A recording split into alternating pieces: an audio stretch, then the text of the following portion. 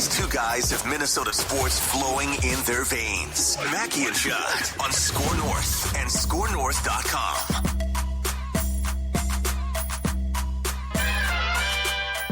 It's a Monday Statements edition of Mackey and Judd on a Tuesday, recapping a long weekend in sports, in life. And gentlemen, I don't know about you, but when my alarm went off in the morning, it was NFL chimes because it is officially football season. Not for my butt car. There you go. There we go. Now it's Thursday night, Friday night from Brazil. Yeah, did you see like the memo that the players received in Brazil? Yeah. Basically, stay in your hotel room. Yeah, there is. I had a friend who went there a while back. There is a really, really good professional pickpocketers there. Yeah. So like they get your phone, they get your wallet, but I mean, It's like Mission Impossible. it's type not like stuff. you feel it. You don't feel like they steal stuff from purses. Like just reach in, like it's like an art form. Yeah. Well, yeah. It's actually If they're kind of expert impressive. pickpocketers. Yeah. If they're expert pickpocketers, I don't think you should be able to like catch on that. Oh, How my many wallet's people out of my like pocket. put a wallet in their back pocket though in 2024? I Great actually just invested into a brand new wallet for the first time in 6 years. I've just had the cheapest, dumbest, thin. I like thin wallets. I do not want a big, fat George Costanza wallet. I don't know how people sit on that. I don't know how people use that every day.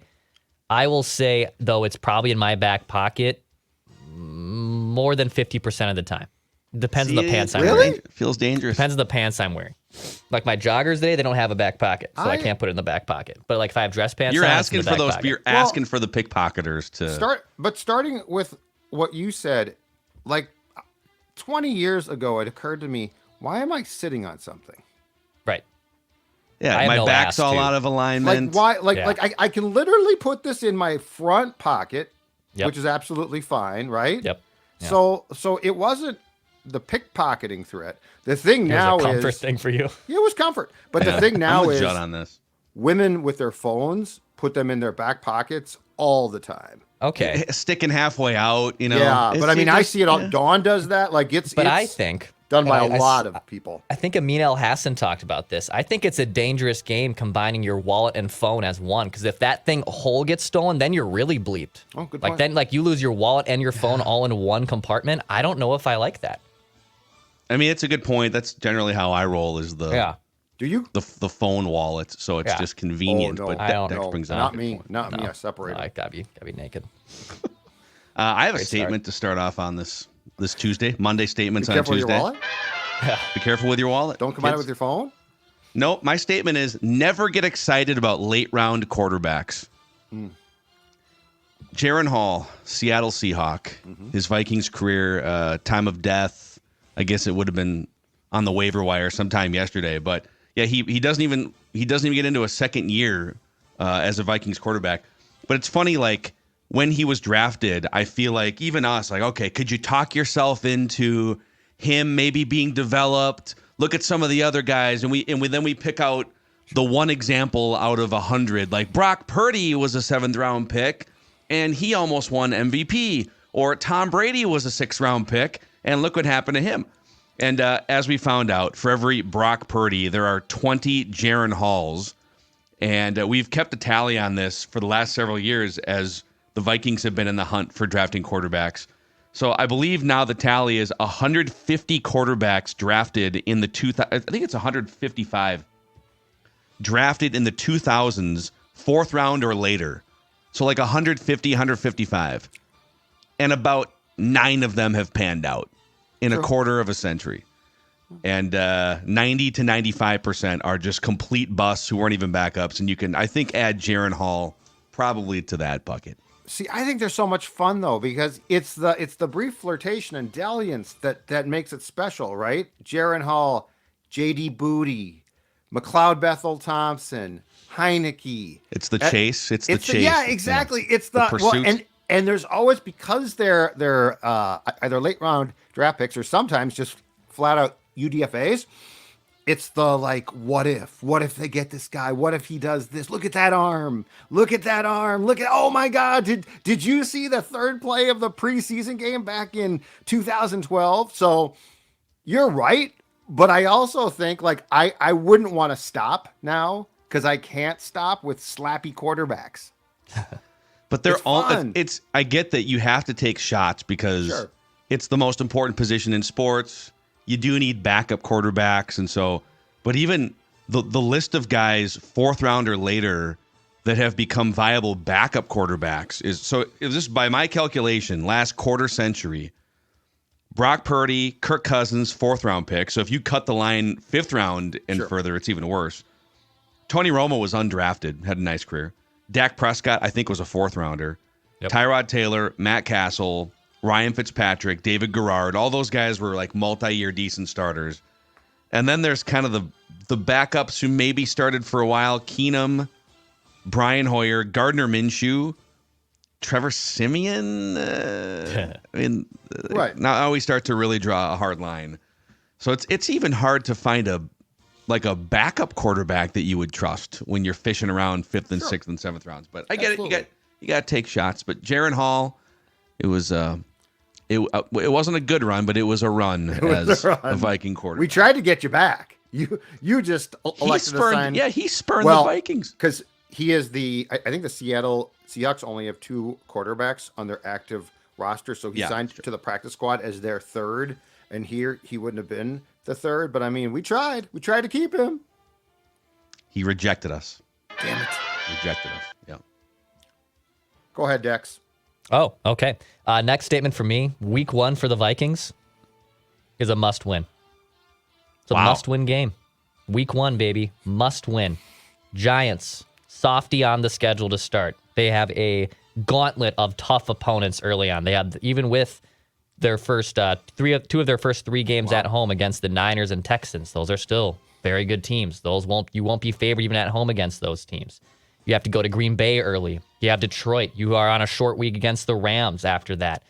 It is going to be tough sledding to get wins early on. Week 1 against a bad Giants team is a must win. That defensive line's really good. I'm a little worried that Garrett Bradbury is going to be pancaked a few times.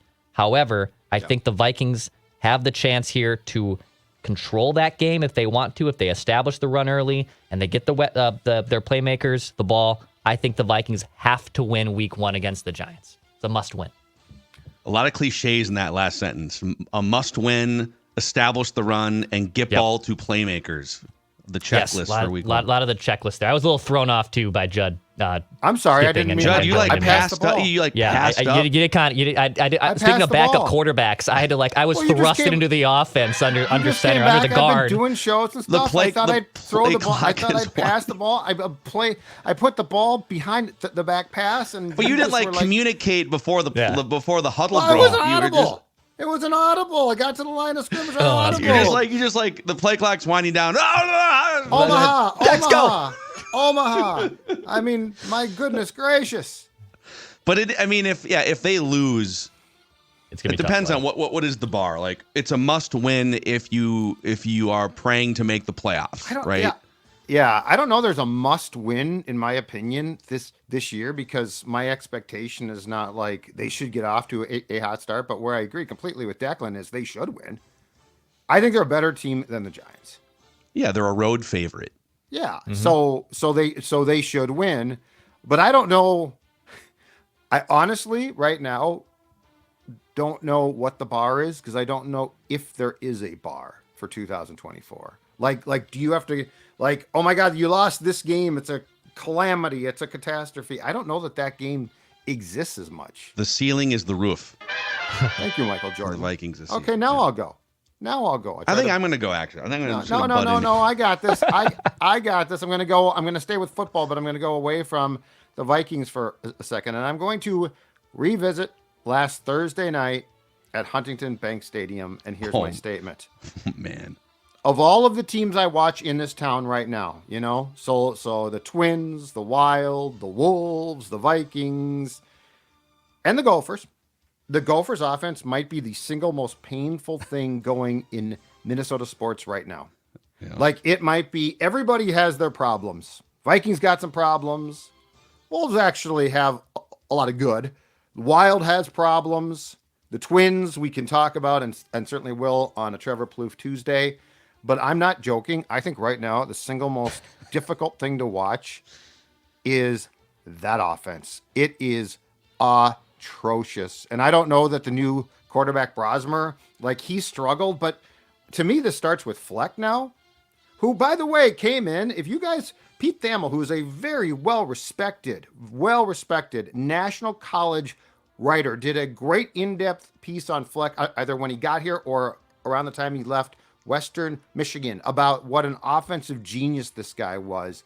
And if you guys recall, when he came here, you know, they had Tanner Morgan, Rashad Bateman. They did some good things. This is awful. So they've had that 2019 season, just anecdotally, 1 year where you would say, okay, the offense was hanging points on teams left and right.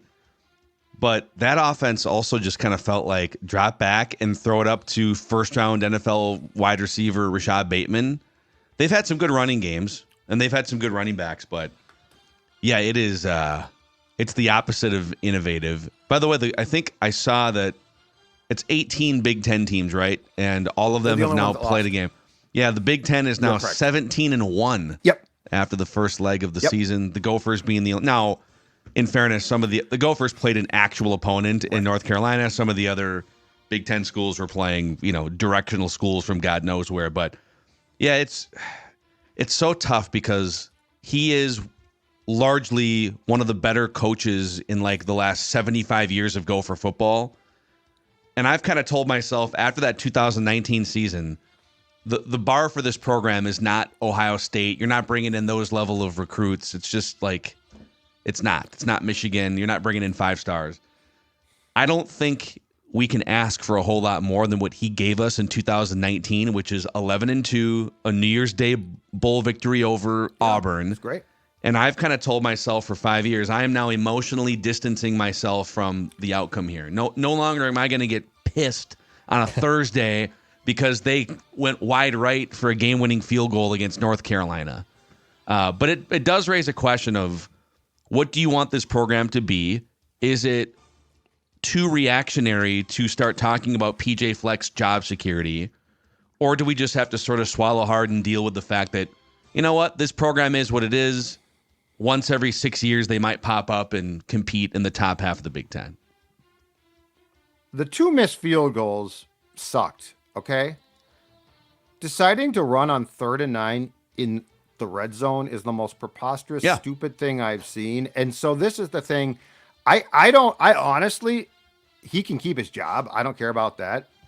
He should be distanced from the offense almost completely, which means he'd quit, but he's also an fine. offensive. I know, but I mean, you got to go to him and say, dude, you're just not good at this anymore. I don't know what happened. You can recruit, that's fine.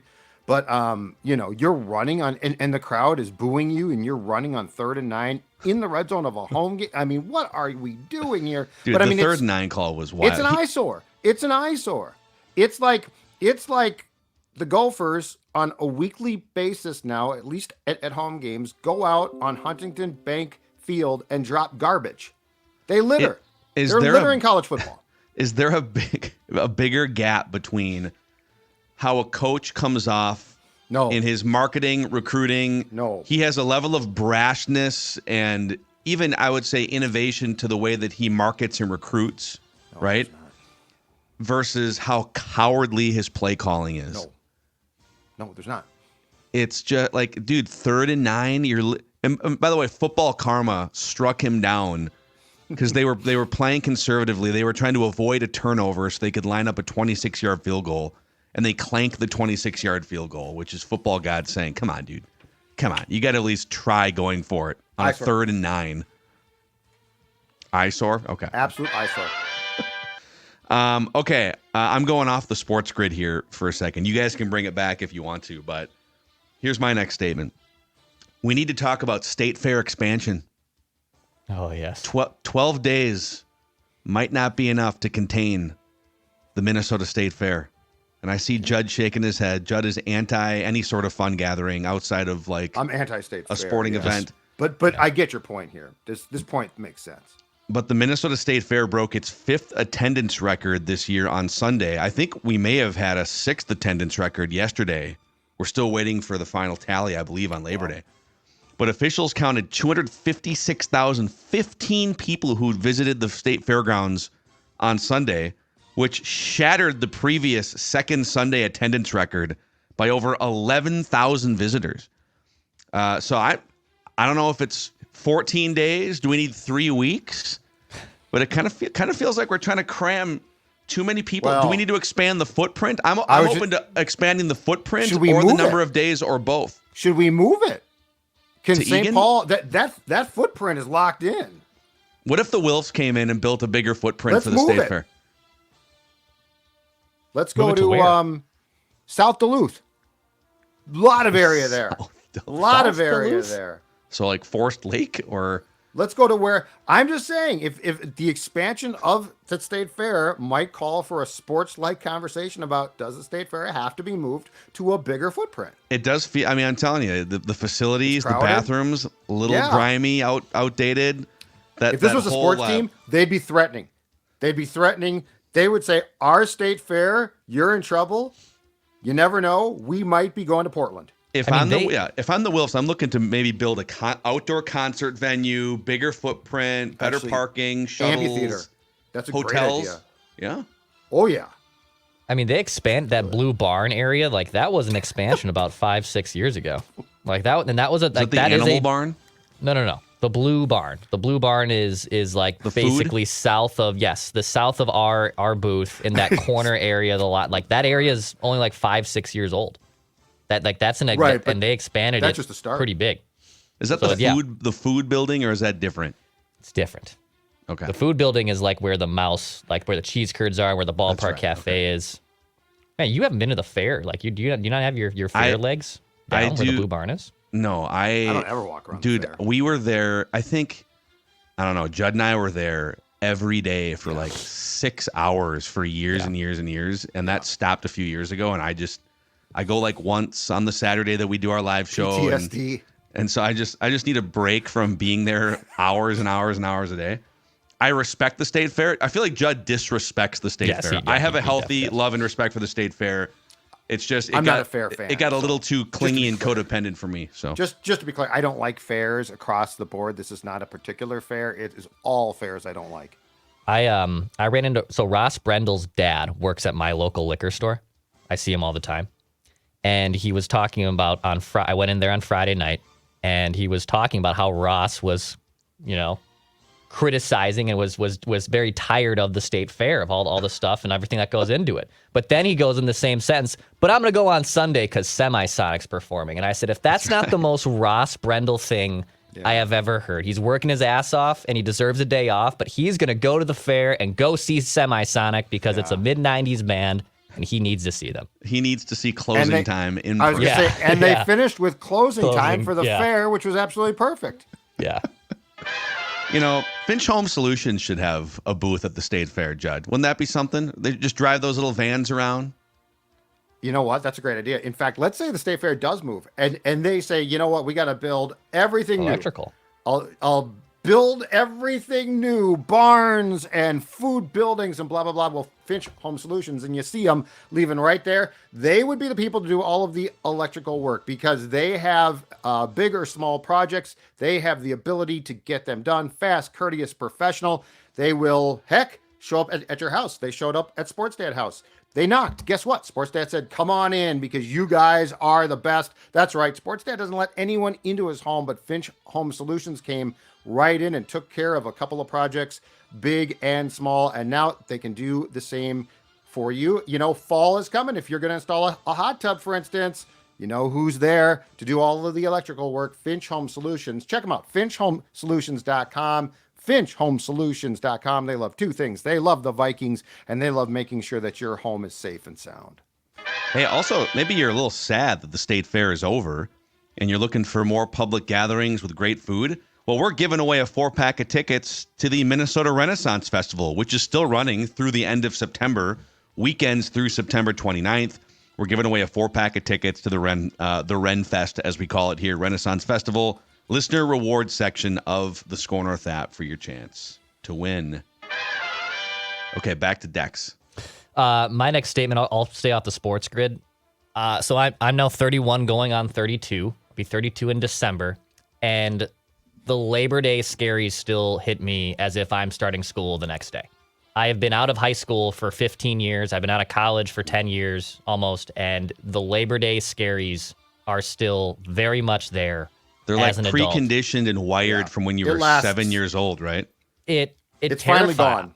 I don't like. Okay, so Mine when I are get to finally my gone. mid 50s, this It feeling takes till will you're in your finally 40s at go some away. point. Yeah, like your But dude, 30s, it doesn't here's- leave. I was like that for a while, and I always it felt like things were like shifting and turning, and it was a time for reset, and you dreaded it when you were a kid because it was the end of summer into school. But the way to reframe it now is it's no longer the end of something into something you hate. It's the beginning of something that you love, which is football season. Very And that- Dr. Seuss of you. I like that. And that dovetails into perfectly, it's almost as if we discussed this, my statement, which is I love fall. It's brisk out today. It's windy. Fall is coming. The one place where I have shifted completely is I used to love spring. And then, because spring, it was, then summer would come. And so I get, fall now. Chill. There's a chill. Right. It's football, baseball playoffs, hockey, basketball. And you don't have to confuse it with winter. Oh my God, it's going to be winter. Just enjoy fall. Like, enjoy these days. It's just, as I've aged, I now appreciate this so much. And this is now my favorite time of year from both a weather perspective, because those hot, humid days are gone, and from a sports perspective. And Phil, I think you're exactly right. I think that's why the old PTSD about school starting left me, because now I'm like, no, this is an awesome time of year. And coming up next, instead of your weird teacher sliding in, it's Chris Collinsworth sliding in from Brazil. Mike Tirico. The Packers. From Brazil. Stay in your hotel room. Dangerous out there. Don't leave your. I love this league. Well, we might have some problems there. Who cares? How much money can we make? But yeah, dude, hooded sweat. How does the weather know? It feels like August 30th, 31st. Oh. It's still like 85 and humid, and then all of a sudden, like. And we'll September 1st. And we'll have 53 one more degrees in the morning. And we'll have one more spike up. I bet we have like 3 or 4 days left where it's like hot and what's funny about that to me is that run in September always feels so weird. It's like it shouldn't be this hot now. It feels out of place. It feels displaced. But anyway, I don't know, but I love it. Just back to the scaries thing. And even yesterday, just trying to, we made the mistake of going out and doing a couple little errands, and we were like, people are, well, state fair traffic is one thing, but people are just in a mad rush to get school supplies and different things. But I feel like of the three of us, Declan is the most likely to get the scaries either in like annual form at the end of August or Sunday form at the beginning/end of a week. Absolutely. I do not like. And I went in college at St. Cloud, we started the week before Labor Day. So like in high schools in Minnesota, most of them start after Labor Day. But like the first week of college is syllabus week. It's a joke of a week. Like you're not doing anything. So really like your first actual week of college class when I was in St. Cloud was still basically the day after Labor Day. And I cannot shake it. And also my baby brother-in-law is like starting senior year today. So I don't think that I was around him all weekend. So like he was also having PTSD of starting high school today. His senior last year, year. Yeah, senior year. Oh God, he's gonna clean up. That's the greatest it's a year fun ever. year. But at the same time, it's still high school. Like I still have nightmares of like forgetting that I have a test that day or I can't open my locker. Like it is. I'm telling you, man. It is like engulfed my veins. Like you forgot your lock combination, or yeah. Like I can't open it, which is weird because I only had a locker 2 of my 4 years in high. I didn't have one junior or senior year. I just didn't. Did have this happen frequently? Where you? No, I was really good at it. Yeah. I was good at it. This dream will eventually, at some point soon, pivot to a work dream, which is you're supposed to cover a game, and you forgot, and you're late, and you recover and try and get there, and you get there, and you can't get to the press box. I have those, or I can't. I can only move.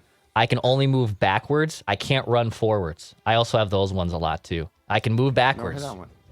but I can't run Never had that forwards one. to the place I need to go. It's I also feel like very strange. there has to be some psychological for sure. roots there. Like a sure you therapist would be able to unpack Google that one. A sleep therapist. If any sponsor needs a sleep there, I will gladly submit myself to some sleep therapy. I'm all in. Sign me up. I think we're going to go deeper on this. I know we are on the Score North Twin Show, but I will just throw a little appetizer out for that here with this statement. The Twins have a problem with Royce Lewis right now. And I don't know who's to blame. I don't know what the pie chart of like blame or who's at fault here is, but they're throwing him out at second base, which they've got potentially Correa coming back. They want Brooks Lee to play shortstop, maybe even third base. And it looks like the organization is trying to guide Royce Lewis over to second base, if not part-time, maybe full-time at some point. And there's been some rumblings behind the scenes that he hasn't been thrilled with this idea. Mid-season, like, go play second base for the first time. This is from The Athletic, right, Dex? The screenshot you sent? Yep, from Dan Hayes. Strib has the same quotes too. So Okay. he talked to all the So reporters. he did open up Finally. in Tampa Bay. Yeah, he After said, blowing me off. I'm terrified out there. Royce. I've got so many things going on, and now we're going to add in second base. I've got Carlos Santana yelling at me, hey, cover first, because I didn't even know I had to. I mean, I knew, but I probably would have been a second late. Little things like that are just adding extra elements to an August-September push that's important to me. And he talks about not wanting to mess up the defense for a team that's in a playoff hunt right now. It's not spring training or AAA for that matter. So this is either him throwing a tantrum because he doesn't want to play second base, or the organization has not prepared him physically, mentally, whatever. Either way, Spiritually. the key player for this organization's present and future is not happy at all with the organization's attempt to get him to play second base in the middle of a September playoff. So I covered this on Sunday. Okay, let's back up here. So you did make it to the press box? I made it to the press box, and I also these quotes are very interesting. And here's what I surmise: the Twins have a Royce Lewis problem, and the Twins have a Twins problem, because this guy can be a superstar. Okay, so tread a little bit lightly here, but I also don't think him playing second on occasion. And to be clear, on Sunday, for the first time ever, he was plugged into a game at second in the sixth. So he started at third. He's never started there before. But in the post-game press conference, it's funny, when you ask a direct question of Rocco, you often won't get the on-the-record answer you want, but he's very good at dropping in things. It's much like O'Connell on his terms. So he said, he was asked a question because Royce hit the 3-run winning home run on Sunday. And Rocco was asked, it was great. He hit the home run. Like, everyone was focused on the home run. I'm like, he played second base. Let's talk about that. Rocco said, yeah, that's great. It was awesome. Huge home run. That's Royce. But more impressive to me was he played second base. Rocco said this.